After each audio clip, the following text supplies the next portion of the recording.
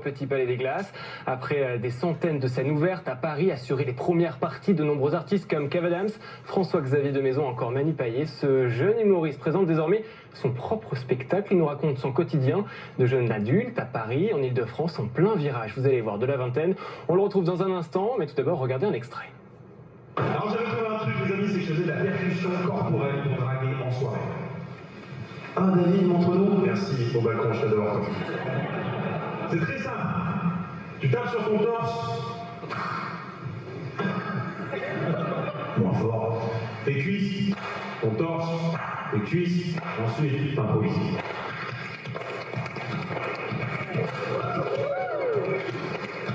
Énorme, hein?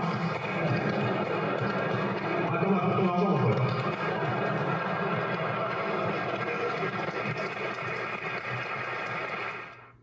David, bonsoir. Bonsoir. Bienvenue sur le plateau de Bonsoir Paris. Ravi de vous retrouver. On ne va pas mentir à nos téléspectateurs, David, on se connaît bien. On se connaît. On vient tous les deux du bassin d'Arcachon, Oui. cette belle région, mais désormais vous êtes parisien. Parisien. Que raconte un jeune parisien sur la scène du Petit Palais des Glaces 2 soirs par semaine? L'indépendance, déjà l'indépendance, et dans cette indépendance, c'est la crise de la vingtaine. Bon, moi, quand je suis parti chez mes parents, il y a les mots responsabilité, cette fameuse question qu'est-ce que tu veux faire plus tard?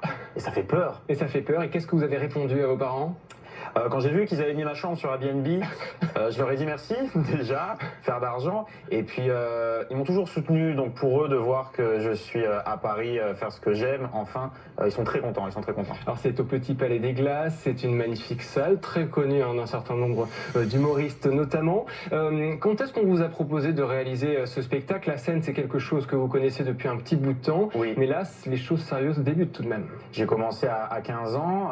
J'ai eu la chance de rencontrer une belle équipe à partir de septembre, qui n'est pas tombée à plat comme vos feuilles actuellement, mais c'est une très belle équipe qui m'a proposé le Petit Palais des Glaces à partir de septembre. On est très content. Il y a du monde.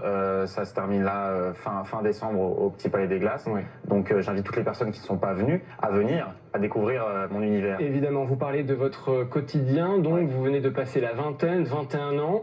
Est-ce que ce n'est pas peut-être un peu trop jeune pour parler de votre vie? Il y a tout de même beaucoup d'histoires à raconter, on imagine, malgré ce parcours ici à Paris, en Ile-de-France. Évidemment, pour moi, la crise de la vingtaine, je la vis vraiment. Les questions financières, que mon compte, là, il n'est pas découvert, il est porté disparu. Je le dis, Tanguy, pour toute la France, il faut m'aider.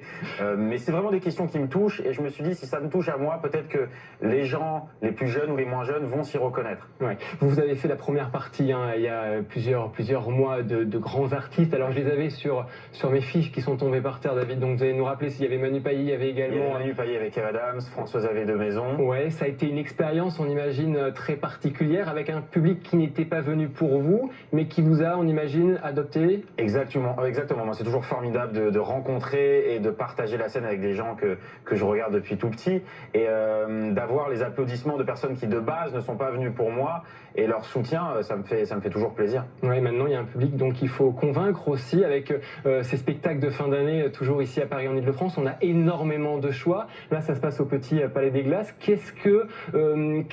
Comment ressentez-vous le public parisien ici dans notre région? Peut-être exigeant?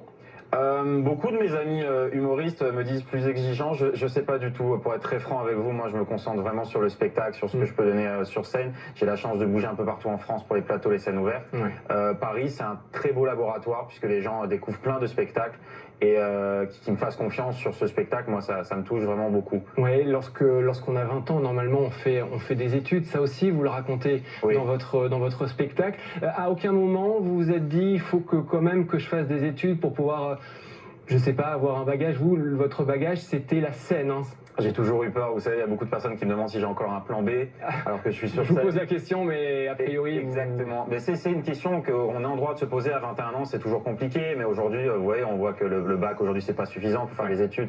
Moi, ça a été mon rêve, je m'y suis accroché, j'ai travaillé pour, c'est pas encore fini, c'est loin d'être fini, Ouais. mais en tout cas, je donne tout pour concrétiser ce rêve. Vous êtes donc sur scène, et puis vous êtes également sur les réseaux sociaux, vous êtes très actif sur Instagram, C'est vrai. avec un certain nombre de sketchs que vous tournez donc en natif sur Instagram. On regarde par exemple un extrait de votre dernier numéro, l'un des derniers numéros où on parle de la raclette, et Dieu sait qu'ici à Paris en Ile-de-France, on aime la raclette. Yes. Avant le week-end, avec mes potes, on sortait. Maintenant, on mange des raclettes. Ah, j'en peux plus, je vais y acheter une fondue. Ah, aujourd'hui, t'aimes pas le fromage, de novembre à janvier, t'as plus aucune vie sociale. Toi aussi, t'as ce pote tous les ans, il t'invite à manger une raclette. Pour lui, c'est un événement, t'as l'impression qu'il l'a attendu toute l'année. Petite raclette tous les week-ends. Et qu'on soit clair, tu m'invites pas à manger une raclette, mais à détruire mon body. Pourquoi personne m'invite pour une salade de chèvre? J'ai un corps qui inspire la fondue, c'est ça? 50 000 vues pour cette vidéo où là on a diffusé qu'un extrait, hein, c'est bien plus long, 15 000 likes également. Est-ce que les idées de notre vie quotidienne sont les meilleures idées? Parce que c'est vrai que cette séquence des raclettes, notamment dans notre région, ça y est, on vient de rentrer dans la saison. Hein. Ah, tous les week-ends, vous avez commencé, moi c'est insupportable, c'est insupportable tous les week-ends. C'est des sujets, oui, qui me parlent. Alors je sais pas, moi c'est vraiment Instagram, pour le coup les réseaux c'est vraiment très au feeling. Hein. Quelqu'un me dit quelque chose, si j'ai une idée, en plus c'est un format court d'1 minute. Oui. Je donne tout, voilà. Est-ce que ça peut vous aider aussi à faire venir un certain nombre de spectateurs à la suite? Est-ce que vous avez remarqué que dans vos salles, il y avait aussi des internautes? Carrément, les réseaux sociaux sont une formidable source de communication aujourd'hui. Il y a beaucoup de gens qui me suivent d'Instagram, je les remercie peut-être qui regardent en ce moment, qui viennent me voir au spectacle, me découvrir. C'est absolument pas pareil. Ce qu'on voit dans les vidéos sont pas pareils que sur scène. Maintenant, l'énergie est la même. Et ce que je veux défendre sur scène, alors il n'y a pas que de la raclette pendant 1 heure, je vous rassure. Mais les vannes sont là, j'espère. Oui, les vannes sont là, ça c'est sûr. Et puis, il y a un certain nombre d'internautes qui commentent, qui invitent les autres internautes à aller voir cette vidéo aussi. Est-ce que vous avez l'impression qu'il y a une sorte de communauté qui se forme autour de vos vidéos? Alors, vous, on parle de vous, David, parce que vous êtes sur le plateau, mais il y a également de nombreux humoristes qui utilisent aussi ce système-là.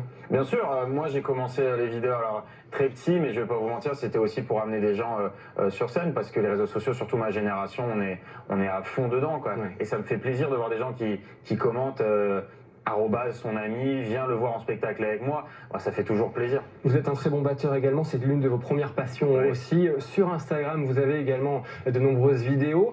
Il y a également, on l'a vu en extrait lorsqu'on est arrivé ici dans le salon de Bonsoir Paris, où vous faites de la batterie finalement avec votre propre corps. C'est facile ou pas à faire? Alors financièrement c'est beaucoup plus facile que de ramener une batterie. C'est très très simple, faut taper sur le torse, les cuisses, claquer des doigts et ensuite on enchaîne. Voilà, vous pouvez me retrouver toujours sur la ligne 13 en direction des Courtilles.